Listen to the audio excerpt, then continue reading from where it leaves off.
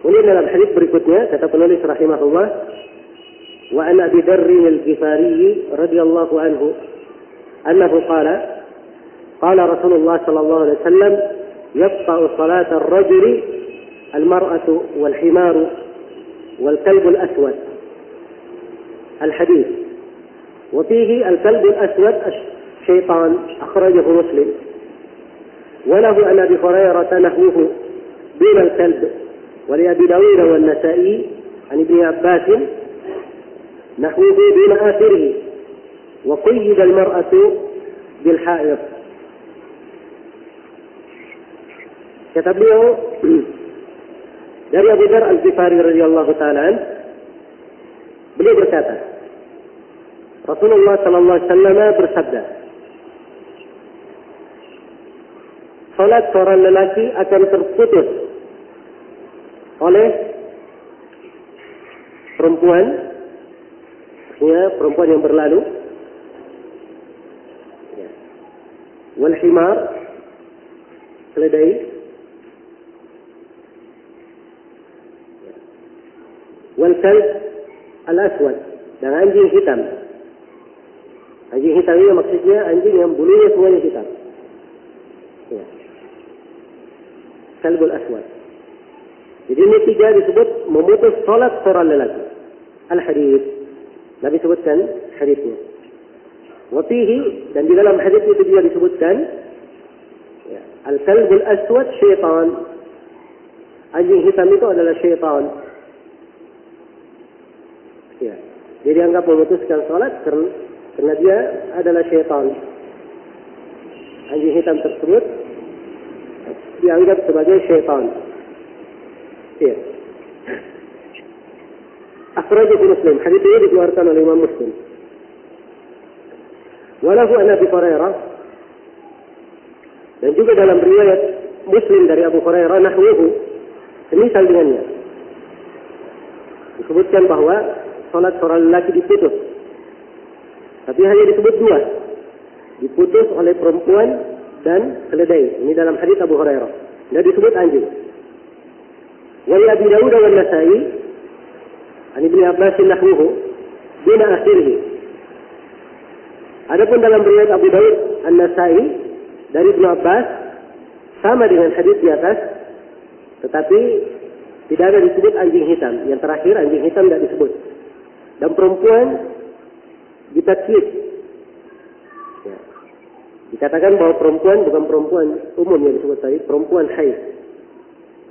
Ya, yang memutus salat perempuan haid. Ini dalam hadis riwayat Abu Dawud dan Nasai. Baik, ini tambahan haid. Perempuan haid dalam tambahan hadis Ibnu Abbas. Ini ada kelemahan ya. Ada kelemahan pada tambahan ini. Nah, adapun yang maknanya kita akan jelaskan, ya, mana perempuan haid. Ya, kalimat yaqta'u shalah, salat itu diputuskan. Ya, diputuskan di sini bisa bermakna batal salatnya, dan bisa bermakna putus, bermakna kurang pahalanya. Ya, dan ini memang dia pendapat di kalangan para ulama, kita akan jelaskan.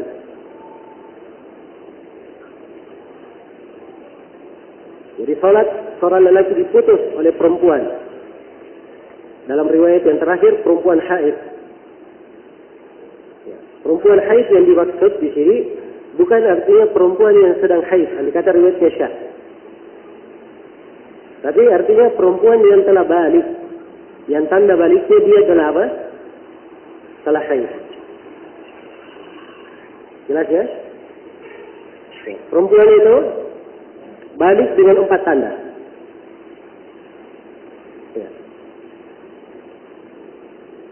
Tanda yang pertama, kedua dan ketiga itu juga adalah tanda baliknya laki-laki. Tanda yang keempat itu khusus untuk perempuan. Ya. Tanda yang pertama, seorang perempuan haid, laki-laki dan perempuan dikatakan sudah balik apabila telah keluar setelah mimpi basah. Setelah pernah mimpi basah. Ini yang pertama. Yang kedua, Jadi katakan balik apabila telah tumbuh rambut di sekitar kemaluannya. Ya, ini tanda yang kedua.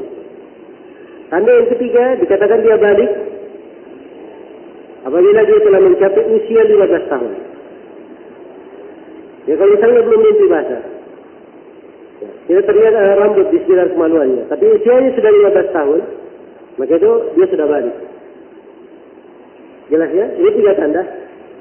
Laki-laki dan perempuan. Khusus perempuan ada tanda yang keempat, yaitu dia telah keluar darah haid darinya. Telah keluar darah haid dari perempuannya. Ya. Jadi perempuan yang sudah keluar darah haidnya itu dikatakan balik. Jadi mana hadis perempuan yang haid artinya perempuan yang balik. Jadi dari sisi kandungan fikih yang dikatakan membatalkan sholat, perempuan yang membatalkan sholat jangan disangka perempuan yang haid saja. Kalau tidak haid berarti tidak membatal sholat, tidak. Yang dimaksud seluruh perempuan. Kalau berlalu itu membatalkan sholat. Ya. Jadi disebutkan di sini yaqta'u salat ar-rajul. Salat seorang lelaki terputus oleh al-mar'ah, oleh perempuan. Iya. Ini hadis pertama menunjukkan kepada kita disyariatkannya memakai sutrah. Iya. Dan dari kandungan hadis juga menunjukkan makna wajibnya. Sebab kalau dia tidak pakai sutra dan ada 3 dari yang lewat di depannya, maka itu membatalkan sholatnya. Itu akan membatalkan sholatnya. Kemudian di dalam hadis ini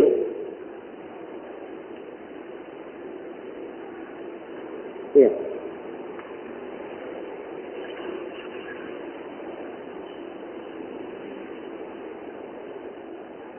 ini kelihatannya ada perbedaan riwayat ya.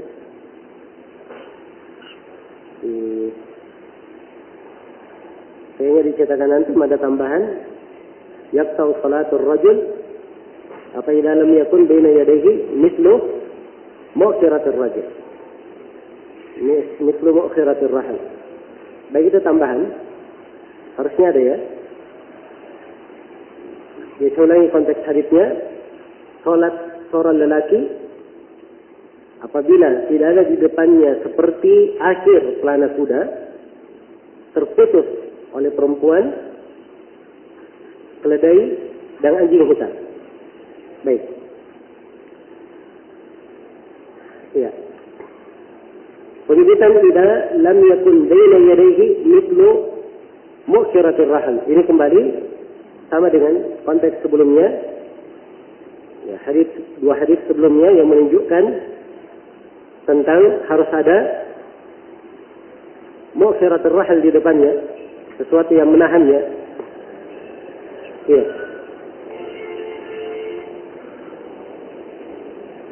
Baik.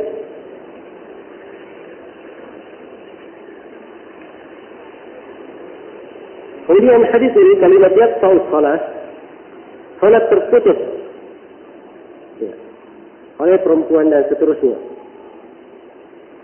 Ini ada silang pendapat di kalangan para ulama tentang maknanya. Ya, kebanyakan ulama berpendapat bahwa makna salat terputus itu artinya kurang pahalanya, bukan artinya batal. Bukan artinya batal salatnya. Ya. Dan ada pendapat yang kedua, yaitu pendapat Imam Ahmad dan selainnya. Mereka berpendapat bahwa mana terputus yaitu batal salatnya. Ini pendapat yang dikuatkan oleh Syekhul Islam Ibnu Taimiyah, Ibnu Qayyim, ya, dan banyak dari ulama kita menguatkan pendapat ini. Syekh Ibnu Taimiyah, Syekh Shalih Al-Fauzan dan selainnya menguatkan pendapat bahwa terputus bermakna batal salatnya. Iya.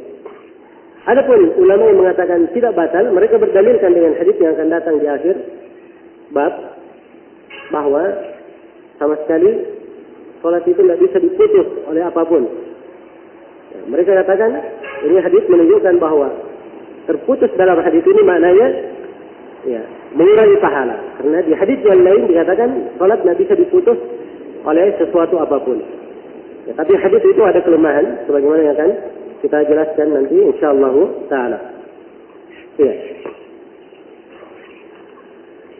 Baik, di sini disebutkan ada 3 yang memutuskan sholat.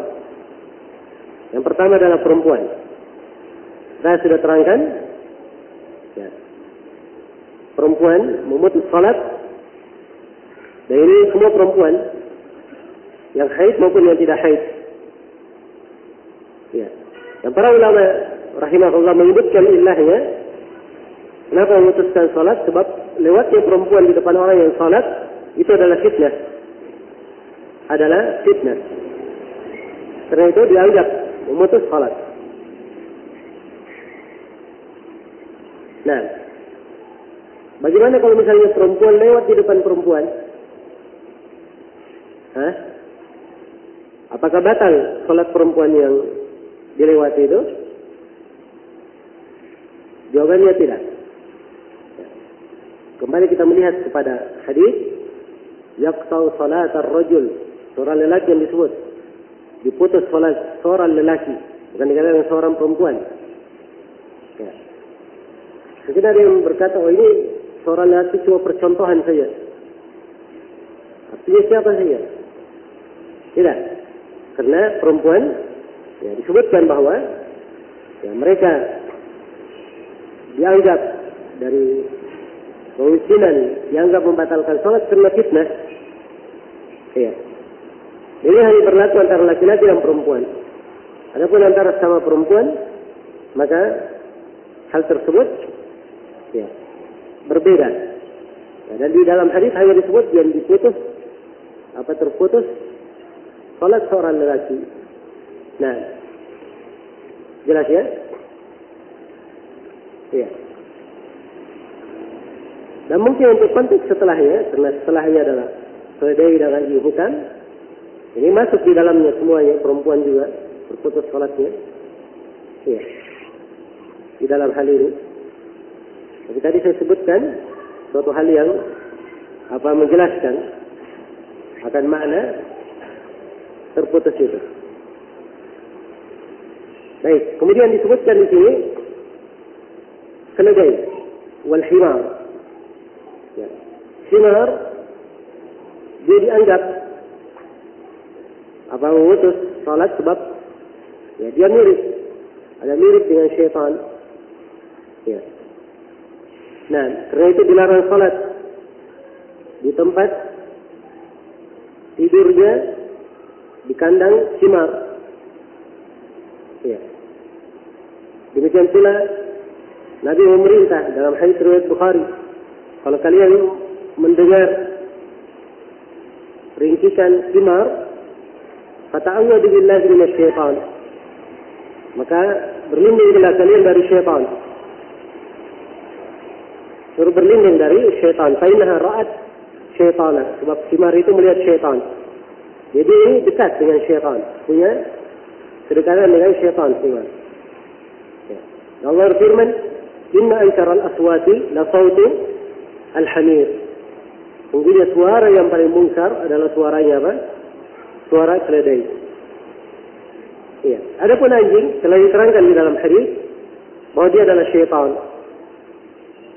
Anjing hitam adalah syaitan. Ya. Dan syaitan itu akar katanya dari syaitana bermakna jauh, sebab dia jauh dari rahmat Allah, jauh dari kebaikan, atau dari kata syafa, ya, dari kata syafa yang bermakna yang terbakar. Ya. Dan ketika Nabi menyebutkan bahwa anjing hitam adalah syaitan, ini penyebutan sebab, penyebutan illah kenapa anjing hitam itu memutus salat. siapa anjing hitam itu memutus salat. Iya. Baik. Dan di sini dari hadis ini, ketika Nabi menyebutkan sebabnya, dikatakan anjing hitam memutus salat karena dia adalah syaitan. Ya, ini dari keindahan syariat kita. Sering disebutkan banyak dari perkara syariat diuraikan dan dijelaskan sebabnya. Sebab pensyariatannya, hikmah dari pensyariatan. Walaupun tidak mesti setiap syariat diterangkan hikmahnya, tapi tatkala diterangkan sebuah hikmah, maka ini akan memberikan banyak faedah. Kita akan lebih mudah memahami makna perintah ibadah itu, dan kita akan lebih bersemangat melakukannya karena kita tahu hikmahnya. Iya. Kemudian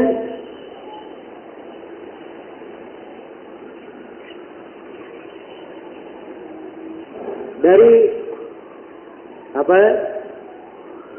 hadis ini juga menunjukkan bahwa syaitan itu punya kemampuan untuk berubah wujud. Ya, karena dikatakan anjing hitam adalah syaitan. Ya, anjing hitam adalah syaitan. Mana syaitan di sini? Mungkin saja bermakna dia berubah wujud menjadi dari syaitan menjadi anjing. Dan mereka punya kemampuan untuk hal ini. Punya kemampuan untuk hal ini untuk merusak salat seorang muslim. Iya.